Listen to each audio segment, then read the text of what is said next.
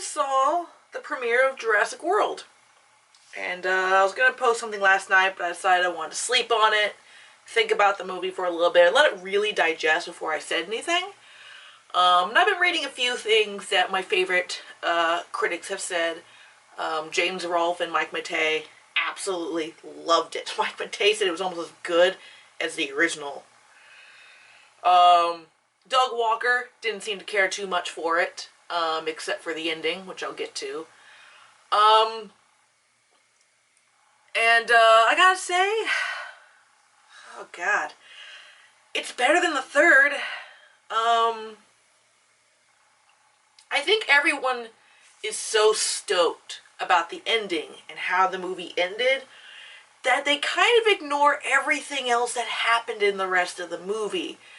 And I was going in there worried but wanting to enjoy it. Like, I wasn't going into the movie, oh, this is going to be shit, I'm going to hate it. I was going in like, oh, this probably won't be good, but I hope it's good. And it's okay. Let me first talk about the scenes that I did like. And then we'll go into what was wrong with the movie. So, spoiler alert for anyone who's watching this. Spoilers, I'm going to be talking in depth about the movie.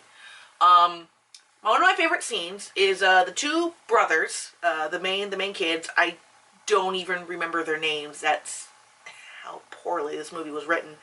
Young brother and older brother. They get through the fence of Jurassic World after a dinosaur attack, and they find themselves in the original park, which, you know, for any fan, that's like amazing. But it's very quiet. It's a very quiet moment as they open the door to the visitor center, and it's completely covered in foliage. And the lullaby version of the John Williams scene starts to play as they quietly walk through, and they see the velociraptor paintings are still there, and they look on the ground, and when dinosaurs ruled the earth, that banner that fell in the first movie is still on the ground. And they're trying to find a way to safety, and as they go through, they find a garage, and there's the Jeeps. And the Jeeps are there. And all the while, they don't say a word. And the way the camera pans, it just takes it in. And it shows, for the first time in that movie, true respect for the original movie. And that's probably one of my favorite scenes in the movie. The next favorite scene is everyone's favorite scene in the movie. And again, spoiler alerts, the Indominus, T-Rex, and Velociraptor all go at the same time. They all fucking fight. They're trying to take down the Indominus. They try using Chris Pratt's, I think his character's name is Owen, but I'm just going to call him Chris Pratt's. They try using Chris Pratt's raptors, and they just go down one after another. And so they're just like, this isn't enough, our guns aren't enough. They're like, and the little kid says, we need more teeth. So, main chick, I think her name's Karen, with orange hair, superly bright orange hair chick. She goes, she opens up the pen, and you see the flare. So, another homage to the first movie. There were a bajillion homages to the first movie, but I'm going to tell you why I didn't care for a lot of them nearly as much as that visitor center scene. And she takes it, and she runs, and she throws the flare at the Indominus, and then they start going at it, and it's so amazing. It was so awesome. And then suddenly you see the T-Rex and the Velociraptor working together to take down this Indominus. And it's like you were waiting for this so much. In fact, when the T-Rex came on screen, the audience in the movie theater started applauding. It's like what everyone was waiting for. Oh man, I seizured. Yeah, it was what everyone was waiting for. So, now let me get to what I didn't like about the film. And there's quite a bit. The characters were poorly written. Like, every single one. I think Chris Pratt's character was the best because it was Chris Pratt being Chris Pratt. Like, seriously, you could just, like, plop this Chris Pratt into Parks and Rec, boom, same Chris Pratt. God, try saying that 5 times, that's hard.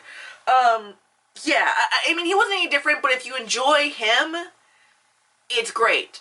He tried being a bit more serious, but it didn't really work that well. Like he was trying to do some kind of mix. But for what he was, it was fine. But every other character, the main chick, horribly done. There's a military guy in there, And it's like every military guy you've seen since the 80s. In fact, he kind of reminded me of that stupid military guy in Avatar. John Cameron's Avatar, not The Last Airbender. He kind of reminded me of that. And then he just comes in and is like, we need to use these raptors for military. And they're just like, that's wrong. And it's like, you said making dinosaurs was wrong. And this could save lives. And I'm gonna do this so that you end up using the raptors out of containment. And it's so, he was so horribly written.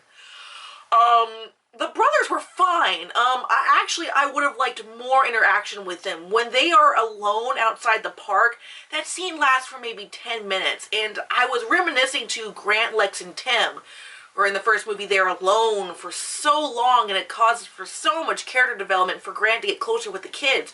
I would have liked to see the two brothers alone and surviving on their own for much longer. Like as long as like Lex, Grant, and Tim were. As it was pretty much they broke out, they got attacked by the Indominus in a scene almost exactly like the famous T-Rex scene where the car, I mean, it even has them getting out kind of the same way. Like I said, a lot of homages to the first one. And then they basically run off, they jump off a cliff into some water to get away from him, and then they find the visitor center, and they repair one of the Jeeps, and then they get back to Jurassic World. That's it. And there was some character development, there was a bit, but I think it should have been a little longer. Less showing us the goings-ons of the dinosaurs attacking the park and more of these guys. You can still have dinosaur attacks on them, but we want to focus on them. They're some of the main characters. These are kids that we want to see survive. So that kind of bothered me. I would have liked to see more of that. But as it stood, the two brothers aren't bad. Their parents are awful. Luckily, you only see them for like all of 10 minutes in the movie. But especially the mom, ooh, she can't act. Oh, it was bad. You find out that you could explain her cheesy acting because the parents are actually getting divorced. They send their kids to Jurassic World because they're getting a divorce. And they just kind of want to put them on a vacation with the woman who happens to be their aunt. And who's supposed to be an awful human being, but whatever. So, you know, so she's, I seizured. Sorry. Yeah, so they're getting a divorce, and so that's why they send them on their way. And so you can explain her extreme cheesy acting, which, okay, I know I'm jumping around, but, in the very beginning, like the first 10 minutes of this movie, I was like grimacing in my chair, like, oh, because, it was just set design a lot. Like this kid, the younger kid, who I guess you could say is more the main focus than the older kid, but not by much. When you're in his room, it's like decorated with like toys from like the 70s and 80s. He's playing with a, oh my god, I had one as a kid. What were they called? You see it in the trailers where the red things where you put the thing in and you press it and pictures pop up. I'm sorry, what kid has one of those? Like, unless it was their parents, but no kid would be interested in them anymore. They got fucking iPhones. His camera is very much a camera from, like, the 70s. You could even see cameras. I sell cameras for a living, so, I mean, you could even see cameras from, like, the 70s in the background. So it's like, what fucking kid? Like, are they trying to make him unique and stuff like that? I don't know. You find that the kid's actually very interested in genetics, and so all throughout the movie, he's spouting out babble to like his older brother, which I thought it was cool. It's cool to see a kid interested in science. But I don't know, it was just weird choices. It kind of brought me out because I'm like, what fucking kid, what millennial kid has any of that? And so not awful, it just kind of threw me out. Oh, almost forgot. The product placement. Oh, it's bad. It's so bad. It's like, for those who've seen Truman Show, now obviously Truman Show was satirizing product placement, but you know, like in the scenes where like they would shove Truman up against a wall to have him next to like a coffee thing, it felt like that. Like everything they had, they would show off their Samsung Galaxy phone, their Samsung Galaxy gear. They're like, when the woman, the red-haired chick is driving her car, it makes sure to like do a pan around the car to show like, oh, this is a Mercedes, whatever I don't know what kind of car it was. It was a blah blah blah. Oh, look at it. And it would like show it like driven like a fucking car commercial. And there was so much like spouting at Coke, Pepsi, blah, blah, blah. And it was like, and it wasn't in a satirizing way at all. It was like, gotta get all our products out. You all supported this movie. Let's all get it out. The Samsung one was the worst. It was bad. It really threw you out of the movie. Like, oh, it's like they would show like a close-up of the Galaxy gear, and oh my god, it was awful. I mean, that along with the boring characters, and they did every character trope. Every awful character trope. Like the, Chris Pratt and orange-haired lady had a relationship, and he's like, oh, well, you're so mean because you secretly want kids. And she's like, oh. By the way, as a woman who doesn't want kids, who never wants kids, who is not maternal at all, and is quite happy to have animals, I hate this trope. This trope makes me want to punch people where it's like, oh, she's only stern and cares about her work because she can't have kids. It's awful, and it pisses me off, and it's weird too because they threw it in as a line and never mentioned it again, and that was the thing with a lot of the characters. The characters were just horribly underdeveloped, except for like the brothers and Chris Pratt. What other characters are in? Oh, the homages. That gets to a character. The reason why I mentioned the visitor center scene first is because that was a beautiful and perfect homage to the first movie. All the others were lazy. One of the first lines in the movie, orange-haired chick, I think her name's Karen. I'm gonna call her Karen. Karen, comes into the control room, and there's a guy in there that could kind of pass for Ian. No, he couldn't pass for Ian Malcolm. But the moment he started talking, I got why they got this. Sorry, I had a seizure.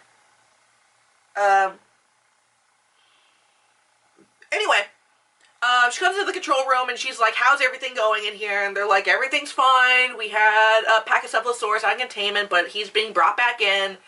You know, everything's good. And the guy has a lineup of dinosaur toys on his desk. And she's like, you should really clean up your desk. It's messy. And he's like, I like to think of it, everything's in line, but if one falls, it's chaos. Oh! And we're like, we get it. Chaos theory. You kind of, sort of, look like Ian Malcolm, Jeff Goldblum, kinda. And everyone just kind of rolls their eyes, and he's wearing a Jurassic Park t-shirt. And that was one thing. Like, the background of this movie was not well explained at all. So this scene kind of delves into it. She looks at the shirt and she's like, why the hell are you wearing that? And he's like, oh, I got it off of eBay. It's actually from the park. Oh my god, I spent a fortune on this. And she's like, 8 people died. And he's like, yeah, I guess it is in poor taste. So, the event of Jurassic Park actually happened. But 2 and 3 didn't in this world. So, they're out.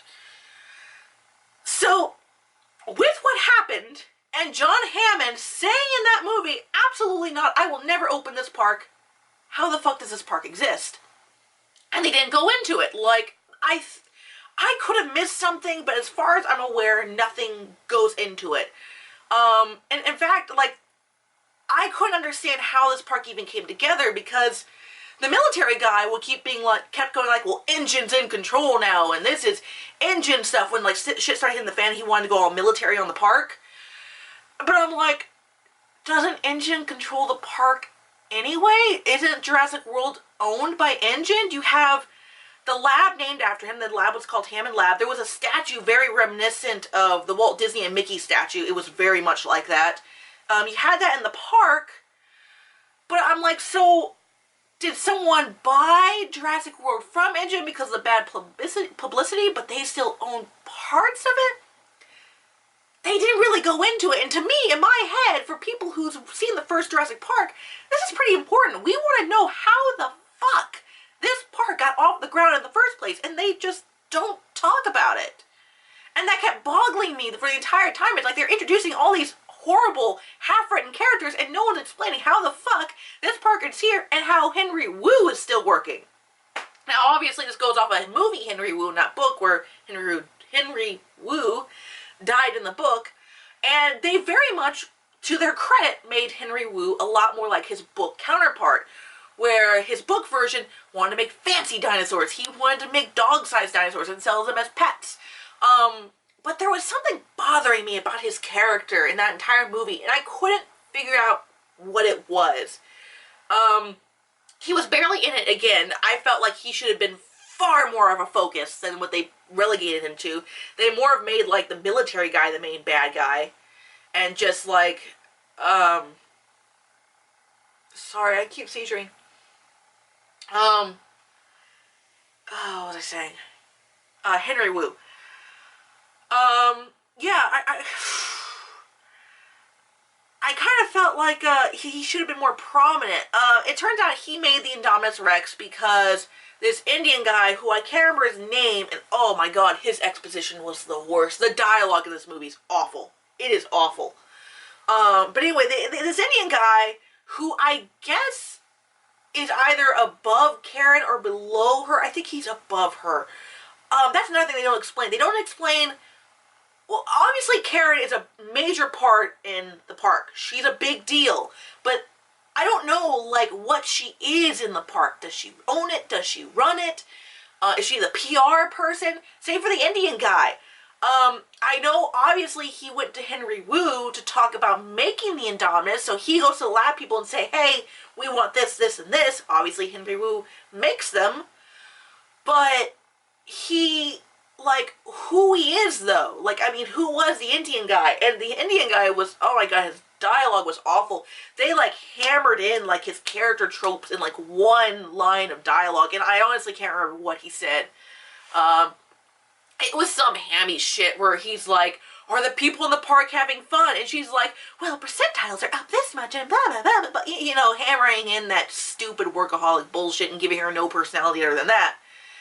And he's like, no, but are the animals having fun? And she's like, well, unfortunately, we don't have a way of measuring the animals, blah, blah, blah, blah. And he just kind of laughs. He's like, oh, you have to take things one step at a time. You have to have fun in life and blah, blah, blah. And he's like, spews off this long Ian Malcolm-y style thing as he's going up in the helicopter.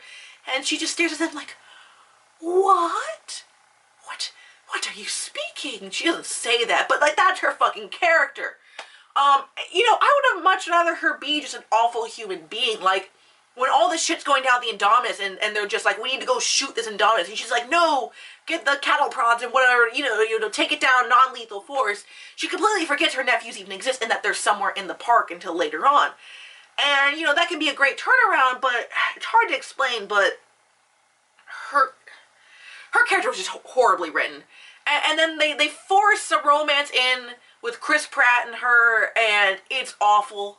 It's completely awful. It's like, guys, this isn't Grant and Ellie. Not only do those two actors have chemistry together, but they didn't do much romantically on screen. In fact, they didn't really even do anything romantically on screen. But we got that they were together. They were always standing close to each other. They were always talking back and forth about the dinosaurs. There is a scene where they hug, and when they finally reunite together, you know, they do hug and everything, but there's no making out or anything. It's not like I'm a stickler for that or anything, but by being very clever and giving them personalities that bounce off of each other, we got, hey, those two are in a relationship. Of course, there is a scene with Grant and Malcolm where he's like, yeah, we're in a relationship, but we didn't even need that scene. We didn't need to know. We could tell by the way they acted around each other. And with the whole fucking Chris Pratt and Karen thing, they just stayed in exposition and be like, well, we used to date, but you came to our dating shores. He's like, well, it's hot in South America, so yeah, I did. And they have a stupid little argument. And then when shit hits the fan, they just start making out. And it's like, well, you guys have no personality to mesh to each other, but you're a girl and you're a guy, so why the fuck not? It was fucking lazy. I should really start wrapping this up, but I was talking about the lazy homages, and I say with that one thing, but there was a lot of things, like, all in the background of the movie, that I was like, huh, there's that, oh, there's the night vision goggles, but it was a lot like, scenes where the kids are attacked by the Indominus, and they're in their globe, and it's a lot like the car scene. So there were a lot of scenes, there was where they're going through a truck by Gallimimus, and it's almost frame for frame the way it's shot, like the Stampede scene. And those were okay, but there was a lot of just, it's hard to explain that scene in the movie, that were just lazy. And it's like, leave it to the visitor center scene, that was gorgeous. And then there was the use of music. I am very, sorry. When it came to the use of John Williams' score, oh man, did they use that over and over again. Not like the first movie did it, but for those who remember the first movie, the big do do do do do do do do do, that whole theme. The first time you hear the big blow up of the big, where it gets so loud, was when you finally see that Brachiosaurus. And when that Brachiosaurus on screen, the music erupts, and it's such a majestic scene. Now, of course, I know this movie will never capture what that first movie did. It was just at the perfect time. No one ever seen dinosaurs on screen. I get that. But the use of music is key in a movie. And it brings on that score immediately. And what do we see? We see the kids getting ready in the house. We see them getting out to the airport. We see them on a cruise liner.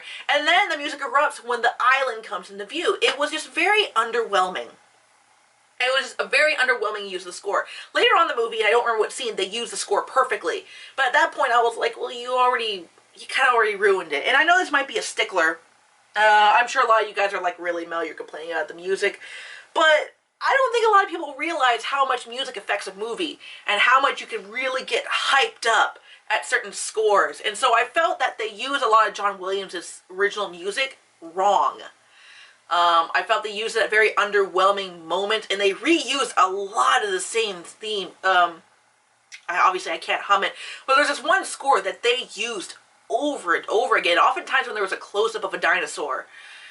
And I was like, I'm ready for some more music, you guys. It was starting to, I was really noticing it. The CG, really, honestly, compared to what we can do in CG, wasn't that great. They claimed they were going to use animatronics. I only counted a handful of times. There were some close-ups on some baby triceratops that were animatronics. There was it wasn't a brachiosaurus, I think it was an Allosaurus. Where you saw the close-up of his neck, and that was an animatronic. But everything else was CG, and honestly, I might have to go back and watch Jurassic Park, I could be wrong, but when I was seeing the Gallimimus run past, and I was looking at them, and I was thinking back, and I'm like, I think the Gallimimus in Jurassic Park looked better. I don't know if it's because they were further away, and this one had them so close up. I don't know if it was because the Gallimimus went by so much quicker, so you didn't see them for as long as you saw these Gallimimus. I couldn't really put my finger on it. But when it comes to CG, now obviously the first Jurassic Park used way more puppetry, which still holds up today, than CG. But those Gallimimus were absolutely CG, so I don't know, I feel that's a good comparison. But yeah, watching them, I was just like, these... it wasn't as good. It's just so hard to explain. When there were close-up of the raptor species and those were animatronics, they looked great. But then they would be moving and they would be completely CG. And I just didn't think they looked that great. So yeah, I listed 2 things that I liked, and I've been ranting for 23 minutes over everything I did. I should really wrap this up.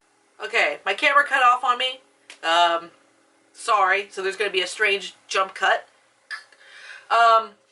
So I was just going to say anyway that I think I should end this. I definitely want to know what you guys think. Like, comment, and subscribe. Tell me what you think in the comments, what you liked, what you didn't like, if you think I'm wrong, if you think I'm right. Discussion would be great about this movie. Overall, it's better than the third. I would watch it again to try and catch things maybe I didn't catch before. I definitely want to see behind the scenes stuff on this movie. I'll probably buy it on Blu-ray, but I would probably, out of 100, give it a 70 to 75. There were just too many mistakes for me, too much lazy writing. Really, honestly, the dinosaurs fighting saved it. Looking at dinosaurs saved it. If this was a movie about anything else, honestly, with the same writing and everything else with the fucking product placement, it would have failed. Dinosaurs saved the movie. So yeah, for those watching my Jurassic Park retrospectives, there's going to be 7 episodes, give or take. The next one should be ready to go, hopefully in the next week or so. And be sure to watch the first episode of Jurassic Park Retrospectives, where I cover the Super Nintendo, Game Boy, and the NES. Yes, those are the three. The Super NES, Game Boy, and the NES versions of the first Jurassic Park game. Thanks for watching.